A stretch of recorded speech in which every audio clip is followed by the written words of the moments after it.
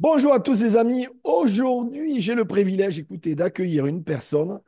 Quelle personne? 4 ans et demi dans l'industrie du marketing de réseau. 1 800 personnes au total dans son organisation. J'ai eu le privilège de lui remettre un trophée sur scène à 10 000 € par mois. Elle vient d'atteindre les 20K. Que dire de plus, que dire de mieux? J'ai le plaisir vraiment et l'honneur d'accueillir Valériane Barcia. Valéria, déjà merci d'avoir accepté mon invitation et surtout, comment vas-tu? Ça va très bien, merci, avec plaisir. Ça me fait plaisir d'être là et de pouvoir parler de ce job qui a littéralement changé ma vie. Eh bien oui, et puis moi j'ai hâte de connaître en détail, on a hâte de connaître en détail ton histoire. Et ma première question, c'est comment es-tu tombé dans la marmite? Comment as-tu rencontré le marketing de réseau? D'où tu viens? Comment ça s'est passé? Raconte-nous un peu tout. Alors moi, j'ai croisé la route du marketing de réseau en juin 2020, mais il faut savoir que j'étais préparatrice en pharmacie avant ça. J'ai jamais été une grande fan des études, j'ai jamais été très ambitieuse dans la vie. Moi, voilà, je faisais mon petit travail de salarié, ça me convenait très bien. Et en fait, après multitude problématiques avec ben, des patrons, des façons de fonctionner qui ne me correspondaient Ouais. pas dans le milieu du salariat, je cherchais le marketing de réseau. Donc, j'avais quelques copines qui faisaient d'autres MLM, mais qui ne m'inspiraient pas, moi, au départ, au niveau des produits. Et en fait, je rencontre donc mon conjoint, qui est le papa de ma fille aujourd'hui, en février 2020. Et en Ok. fait, c'était pendant le confinement. Après, le confinement est de suite arrivé. Et je rencontre ses amis à une soirée. Et une de ses amies me dit, on m'a proposé une opportunité que je suis en train de tester. Je veux l'essayer et je vous en dirai plus tard. Pas plus, pas moins. Je la questionne pas parce qu'on se connaît pas. C'est la première fois qu'on se rencontre. Je m'abonne à elle sur les réseaux sociaux et je vois qu'elle partage des retours clients des produits en fait. Et je vois très bien de quoi elle parle et le produit dont elle parle m'intéresse. Et je cerne assez rapidement que c'est du marketing de réseau, mais j'ai quand même un doute.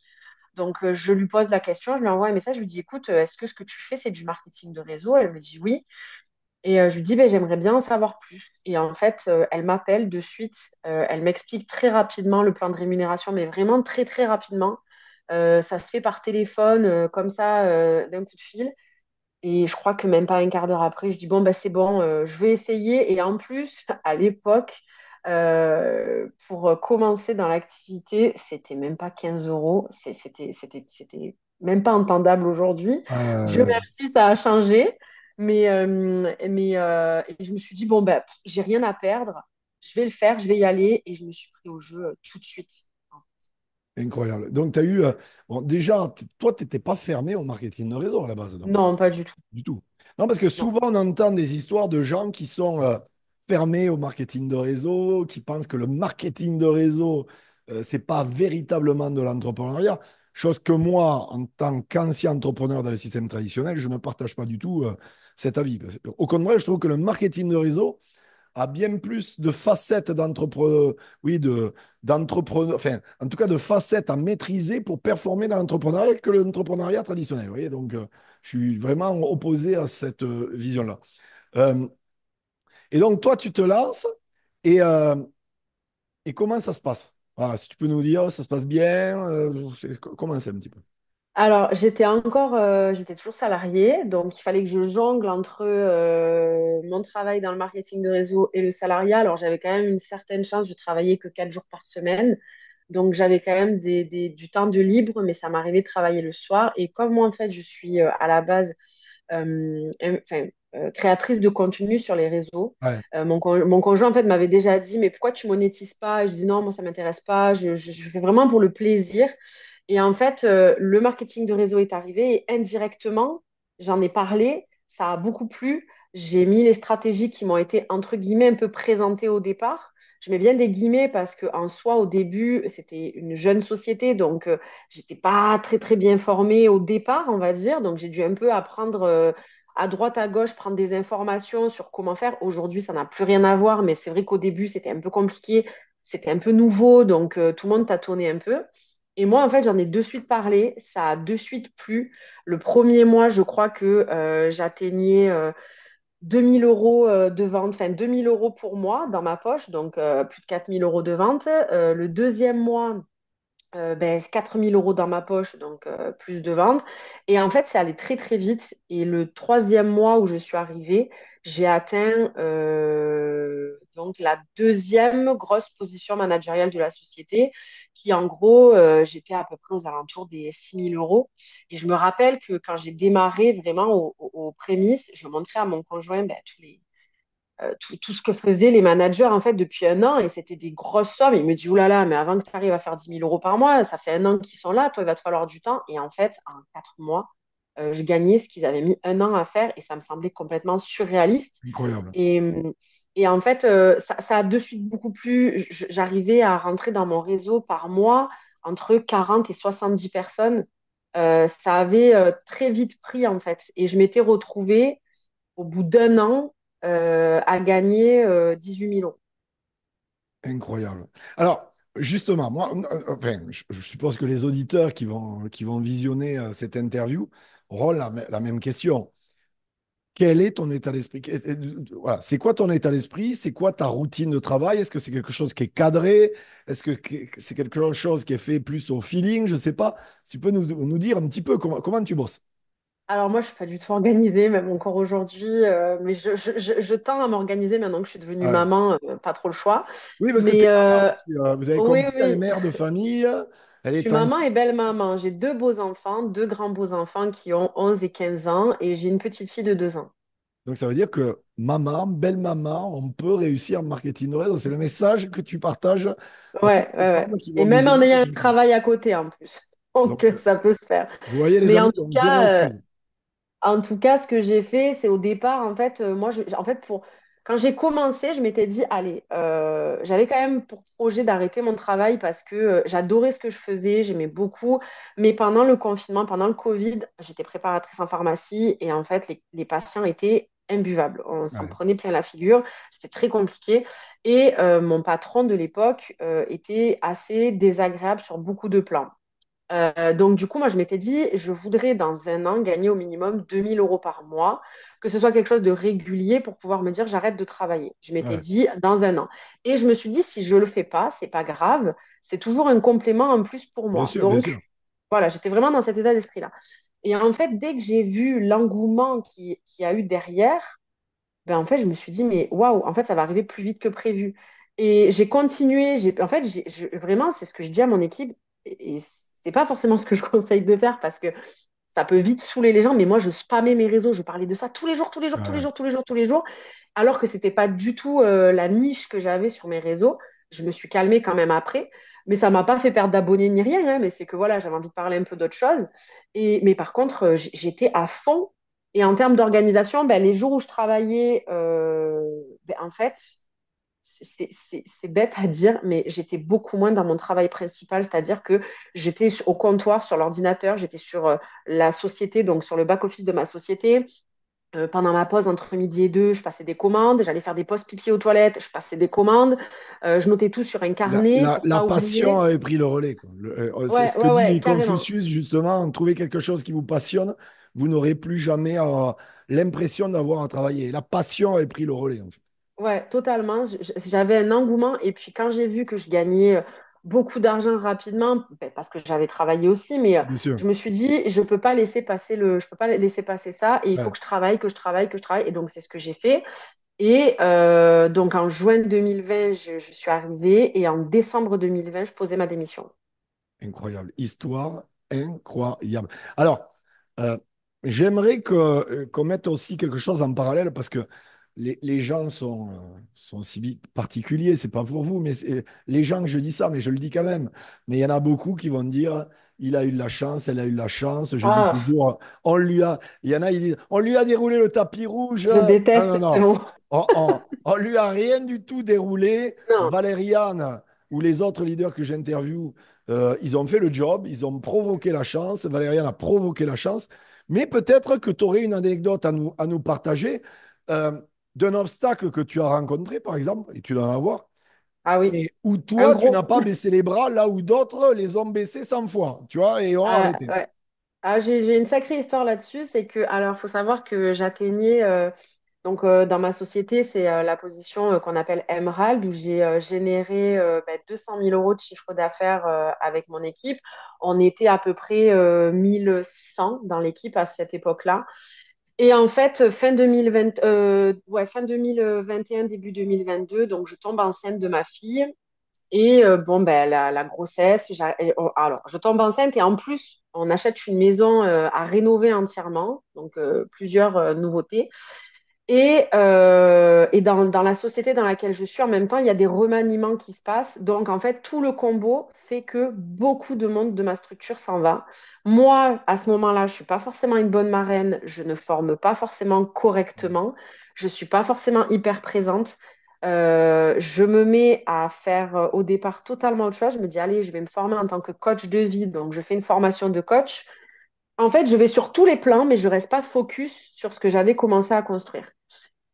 Et ma fille arrive, donc septembre 2022, ma fille naît, je fais une grosse dépression postpartum qui va durer presque un an. Ça va être assez compliqué. Et là, en fait, c'est un tsunami entre les travaux, la maison, la formation que je viens de valider, tout. Et là, je vois tous les chiffres qui dégringolent. On passe de 1600 dans l'équipe à 450. Ça va pas du tout. Il y a des sociétés, il y a une société qui me contacte en me promettant monts et merveilles, en me disant rentre dans notre société, tu es génial, ça va être génial parce qu'ils ont vu ce que j'avais construit. Et en fait, je me pose la question, c'est vrai, et à ce moment-là, mon conjoint me dit, mais Valériane, en fait, là, vas-y, on va regarder le site de cette société, on va regarder les produits, il regarde, lui, il est très chiffre et très mathématique, c'est un entrepreneur aussi, donc il connaît, et il me dit, pas du tout, tu vas aller Ouais. nulle part, parce qu'en fait, là, si tu pars pour du vent, il se passe rien, il y a rien, c'est pas possible. Oui, Donc, je en fait, la l'écoute, société avait plus besoin de toi que toi, ouais, c'est réellement, ça. tu avais besoin Dans d'eux. cette société, il y Et avait ton personne conjoint encore. avait fait une très bonne analyse.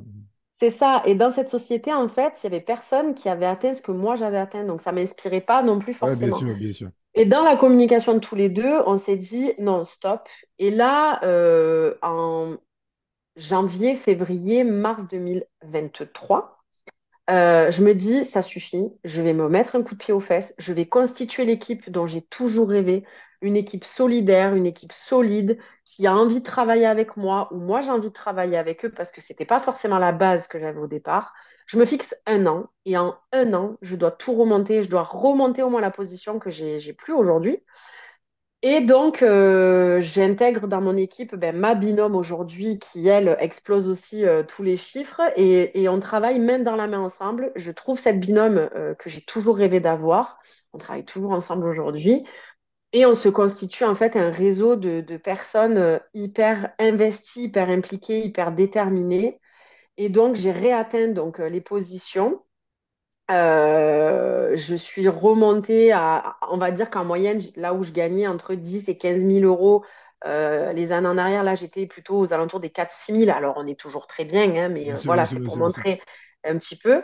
Ben là, j'ai tout remonté. J'étais en moyenne à 10 000. Tout est reparti. L'équipe s'est reconstituée. Là, cette année, en 2024, ça a été incroyable. Donc, je suis allée à Spartacus pour la première fois. Tous les événements que j'ai pu faire, parce qu'il faut savoir aussi que je ne faisais aucun événement avant. J'allais à aucun événement de ma société, j'étais une anti-événement, je ne supportais pas ça, je me disais mais qu'est-ce que je vais faire là? On n'a rien à m'apprendre, la pire erreur de ma vie.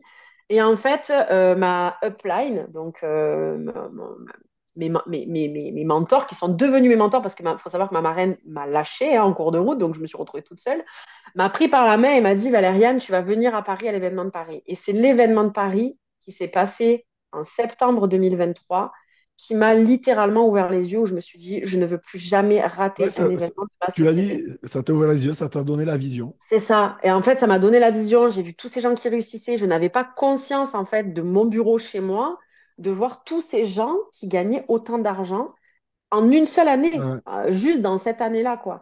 Et là, ça m'a donné la vision. Et là, on arrive donc on est au mois de novembre. J'ai tout reconstruit. On est 1800 aujourd'hui. Et je pense qu'à la fin de l'année, on sera 2000 parce que Ouais, bien c'est sûr. assez exponentiel. Et j'ai atteint la position au-dessus de celle que je voulais absolument revalider, que j'ai réussi à revalider. Et là, je suis en train de passer une nouvelle position que j'ai jamais validée. Et voilà un peu. Et en termes, alors pour revenir sur la terme d'organisation, je suis pas hyper organisée, mais aujourd'hui, je travaille beaucoup avec Google Agenda. Je me cale des après-midi, j'arrive toujours à me trouver du moment pour moi. Tous les matins, je fais mon sport, tous les matins, je prends du temps pour moi parce que c'est important, c'est ce qui m'a sorti aussi de la dépression. Ouais. Et l'après-midi, c'est focus, travail, appel avec mes équipes. Je forme toutes les nouvelles. J'ai aussi mes stratégies pour les accompagner au mieux et qu'elles aient des résultats rapidement. Donc voilà, je m'organise aujourd'hui. En tout cas, ce qu'on ressent en toi, c'est une très très bonne analyse juste de tes forces et de ce que tu avais à travailler et des erreurs que tu as pu commettre dans le passé qui t'ont permis aujourd'hui ben, de performer Ouais. et d'avoir vraiment cet état d'esprit d'évolution constante et perpétuelle pour atteindre les sommets. Là où la plupart des gens n'ont pas. La plupart des gens, c'est jamais leur faute, c'est la faute à tout le monde. Alors que la grande majorité du temps, c'est à soi-même de faire les efforts, de faire les réglages nécessaires pour performer. Et ça, je pense que c'est un de très. Et en plus, j'ai l'impression aussi que l'homme avec qui tu partages ta vie, vous êtes très complémentaires et il y a une belle fusion. Et ça, c'est magnifique et inspirant. Alors, Mais d'ailleurs, lui a eu encore plus la vision quand il m'a accompagné à un événement. Parce que des ouais, fois, on se disputait quand même, parce qu'il ouais, ne comprenait pas que les soirs, j'étais occupée, que je devais travailler. Et quand il est venu à l'événement, le dernier événement qu'on a fait il n'y a pas si longtemps, hein, c'était en octobre de cette année, là, il m'a dit, OK, le projet, il est sur toi et on va tout faire pour que tu réussisses, parce que là, c'est toi qui vas aller tout décrocher. Et depuis, ça a complètement c'est changé. incroyable. Il s'appelle comment? Benjamin. Benjamin, bravo à toi. Ça, vous devriez, les amis, partager vraiment cette entrevue à, à hommes et femmes, bien sûr, hein, qui ont des problèmes avec les conjoints ou le conjoint ne comprend rien. Voilà, je pense que c'est important d'en parler aussi. Alors, la Valériane d'il y a 4 ans et demi, je suppose que, elle a évolué.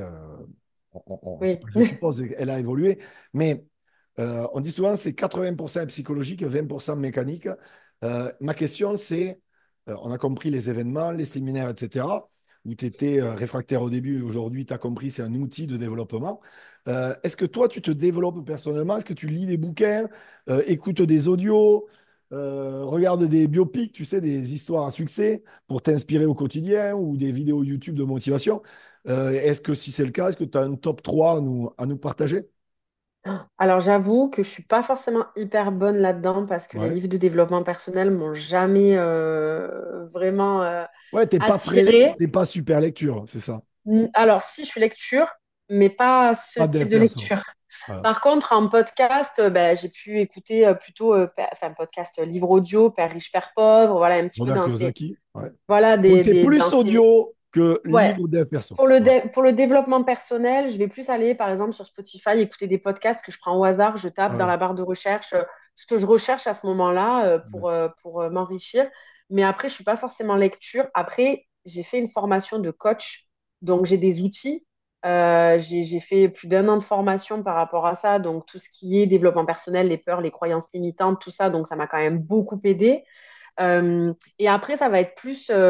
Non, aujourd'hui, vraiment, je pense que ce qui m'élève, c'est les événements. Parce que moi, ça ne m'inspire pas plus que ça, les livres. J'ai Ouais, besoin je comprends. d'entendre des vraies histoires de Ouais, je comprends. personnes qui font la même chose que moi, en fait. Ouais. Non, mais l'avantage des événements en marketing de réseau, c'est que, comme tu dis, il y a de vraies personnes Mm, qui ont vécu les choses qu'un leader en marketing de réseau ou un leader en devenir va vivre. Je veux dire, on ne peut pas inventer ce qu'il raconte. Et c'est là où les gens s'identifient. Alors que c'est vrai qu'un bouquin en dev perso, bien entendu, ça remue et c'est des choses à mettre en tout cas en pratique. Mais ce n'est pas très souvent des gens de notre métier, en fait. Donc, mm, c'est ça. alors qu'un événement en marketing de réseau, c'est vraiment des gens qui ont réussi ou qui réussissent et qui sont passés par plein de bas émotionnels, plein d'obstacles, plein de difficultés. Et on a plus tendance à se dire, ben, lui ou elle, ben, c'est de quoi elle parle parce que, elle est passée par là où je suis en train de passer. Et donc, à travers son histoire, il y a la clé pour justement pouvoir C'est ça. performer. Je suis d'accord avec toi. Alors, 4 ans et demi, Donc, si je dis pas de bêtises, c'est ce que tu nous racontais à l'histoire, tu as démarré en plein Covid, c'est ça? Ouais, Juste c'est ça, avant en ou en plein plein Covid. Covid? Enfin, voilà. Non, ouais, je crois que le deuxième confinement arrivait. D'accord, donc tu étais en plein Covid. Donc, tu Ouais, ouais, ouais. as connu le pendant et l'après-Covid maintenant. Oui. Et j'aimerais avoir ta vision de l'industrie du marketing de réseau, justement, pour toi, ou après 4 ans et demi d'expérience. Et dans ma question, je rajoute une question, la place de la femme dans l'industrie du marketing de réseau. Alors, je pense que euh, la place de la femme dans je pense que ça dépend des sociétés, Ouais. peut-être, et des produits vendus ou autres, parce que alors moi, c'est très féminin pour le coup. Donc, je vois pas d'autres choses. Par contre, ce que je peux remarquer, euh, je parle avec les femmes que je suis, qui sont même dans d'autres marketing de réseau, et même celles qui sont dans la société avec laquelle je travaille, euh, c'est que on voit que aujourd'hui, il y a des choses qui sont en train de changer parce que c'est vrai que dans le salariat, les plus hauts salaires sont beaucoup des hommes. Les personnes qu'on met beaucoup en avant, c'est très masculin, c'est un fait. Sur un même poste, un homme va gagner plus. Là, de ce que je vois, il y a beaucoup, beaucoup de femmes quand même aujourd'hui. Je pense qu'il y a encore du travail à faire, mais c'est plus au niveau externe au marketing de réseau plus que interne, Mm. parce qu'en interne, c'est validé. Mais en externe, je parle de l'entourage, les personnes qui ont du mal un petit peu avec tout ça. C'est très compliqué pour eux. Moi, on me demande encore aujourd'hui, mais ça marche toujours ton truc? Et je leur dis, bah, après 4 ans et demi, oui, ça marche toujours. On demande souvent à mon conjoint. Des fois, je sais qu'il y a des gens qui doivent se dire, ah, ça va, elle est à la maison, elle est au crochet de son mari, voilà. Non, pas du tout, pour le coup. Mais je pense qu'il y a encore du travail à faire, mais plus à l'extérieur qu'en Ouais. interne. En interne, c'est validé, hein. Non, mais et tu as raison. D'ailleurs, la vraie question que les gens devraient se poser quand ils se posent la question, ça marche toujours, c'est plutôt la poser à l'inverse. Est-ce que pour tous les gens qui sont dans le système traditionnel, qui ont un CDD ou un CDI, qui sont sous-payés et qui n'ont pas de vie, et qui malheureusement vivent à la précarité, devraient se poser la question si le système traditionnel fonctionne toujours? Et la réponse est non. Par contre, et la réponse est validée, par contre. C'est factuel, c'est les chiffres. L'homme ment, mais les chiffres ne mentent pas. Le système traditionnel, comme on l'a connu et comme on le connaît encore, ne fonctionne plus, les amis. D'ailleurs, là, j'en profite pour dire ça. J'ai un ami à moi qui avait son event. Il avait un event, là, il m'a fait venir. Je fais un aller-retour Cancun, France, là, ce week-end. Et, bon, même si je fuis le négatif, il y a toujours dans les hôtels, tu sais, la télé, etc., qui est allumée à la réception. Et bien sûr, on est obligé d'entendre. On ne peut pas faire autrement. Ou dans le Uber, la radio qui est branchée. Et là, il y a des plans sociaux de partout. Des milliers de gens vont prendre, ou des dizaines, ou des centaines de milliers même de Français vont perdre leur job, ce qui prouve bien que rien ne va plus, les amis. Donc, la vraie question qui doit se poser, c'est est-ce que ça fonctionne toujours? Pas le marketing de réseau, hein, qui est la troisième croissance, qui est la troisième industrie planétaire en termes de chiffre d'affaires, hein. D'ailleurs, la France, troisième croissance mondiale, les amis, je tiens à vous le préciser. Mais c'est plutôt, est-ce que le système traditionnel fonctionne toujours? La réponse, elle est non. Voilà. J'en profitais de ce que tu nous as partagé pour remettre les pendules à l'heure sur cette question qui est posée très souvent aux gens. On ne sait pas si c'est un manque de connaissances ou plutôt une envie de voir la personne se casser la figure. En fait, je pense que c'est un mélange des deux, mais ça n'engage que moi. Ça n'engage que moi. Alors, Valériane, pour terminer cette entrevue, je vais te poser la question, je pose à tous les leaders que je reçois, c'est la fameuse question sur les conseils que tu pourrais partager aux milliers de personnes qui vont te découvrir aujourd'hui. Euh, et comme je dis toujours, on en aurait des centaines, voire des milliers des conseils à partager. Mais partons du principe qu'il y a des gens qui se sont lancés là dans le marketing de réseau depuis peu de temps et qui veulent réussir. Quels sont les 3 conseils qui te paraissent pertinents aujourd'hui de mettre en tout cas en application rapidement? Alors, les 3 conseils, je dirais premier conseil, de ne pas écouter les personnes qui vont vouloir nous casser ou qui vont pas croire en ce qu'on fait, en fait, parce que ben, je pense que par méconnaissance, on entend souvent, ah, c'est un système pyramidal. En fait, c'est vraiment un manque de connaissances. Et ça Oui, sert à oui, rien de vouloir enfin, s'obstiner à vouloir leur dire, mais si, ça marche, machin. Ça va être les résultats qui vont parler. Et donc se concentrer sur soi et de ne pas écouter les personnes autour qui vont pouvoir être négatives bien sûr. et nous envoyer un mauvais mood. Le deuxième conseil que je pourrais donner, c'est la discipline. Il y a pas mille trucs. Le mot chance m'exaspère beaucoup parce qu'il n'y a pas de chance. Moi, souvent, on me dit, ah, mais t'es influenceuse, c'est normal, t'as plus de 30 000 abonnés. Oui, mais les 30 000 abonnés, je suis pas Ils arrivée sont sur pas mes réseaux. arrivés du ciel, hein, les amis, hein. Voilà, Ouvrez un compte c'est... Instagram aujourd'hui et le lendemain matin, vous avez 30 000 abonnés. Non, mais c'est là où les gens sont fabuleux. Tu vois, c'est ça qui me plaît quand j'entends ça. Ça, c'est fabuleux. Et C'est en fait, c'est fabuleux. ça, c'est que les gens ont du mal à comprendre, mais c'est une construction qui s'est fait naturellement par plaisir au départ, qui aujourd'hui ben, me sert parce que les gens ont confiance en moi. Et donc, c'est la discipline, c'est la rigueur, c'est du Bien sûr, travail. Moi, aujourd'hui, c'est pas un fardeau de faire des stories, de faire des posts, c'est un plaisir parce que c'est rentré dans mon quotidien. bien Voilà, sûr. donc quand je dis la discipline, il faut pas attendre la motivation. Bah, par exemple, moi, je fais de la course à pied. Si j'attends d'être motivée pour aller courir, je ne vais jamais courir parce que c'est pas possible. Des fois, je suis fatiguée. Mais comme j'ai des objectifs à atteindre, et ça va être mon troisième conseil, ben, j'ai pas le choix. Et mon troisième point, c'est ayez des objectifs à atteindre.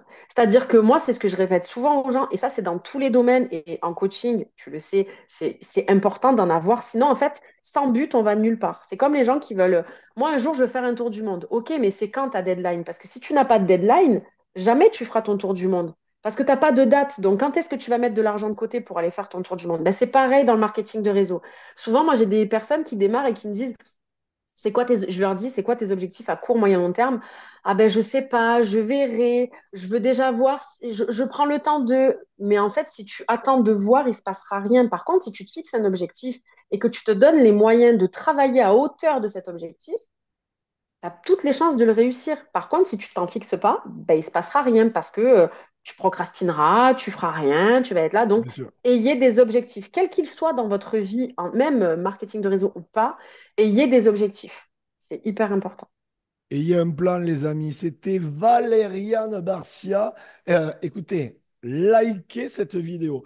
Partagez cette vidéo dans vos équipes. Vraiment, n'hésitez pas à commenter. Je vais mettre en description justement ben, le contact de Valériane. Contactez-la, vraiment. Elle se fera un plaisir, bien sûr, de vous répondre. Bien entendu, abonnez-vous à ma chaîne. Vous serez bénis sur 10 générations, les amis. Valériane. Merci beaucoup pour toute la valeur ajoutée que tu nous as partagée. Merci à toi. Et les Heureuse de amis, t'avoir découvert au Spartacus eh d'ailleurs bien, et je et moi regrette j'ai la hâte dernière. maintenant de te À l'année remettre ton prochaine. nouveau trophée sur scène, sache-le. À très bientôt les amis, bye bye.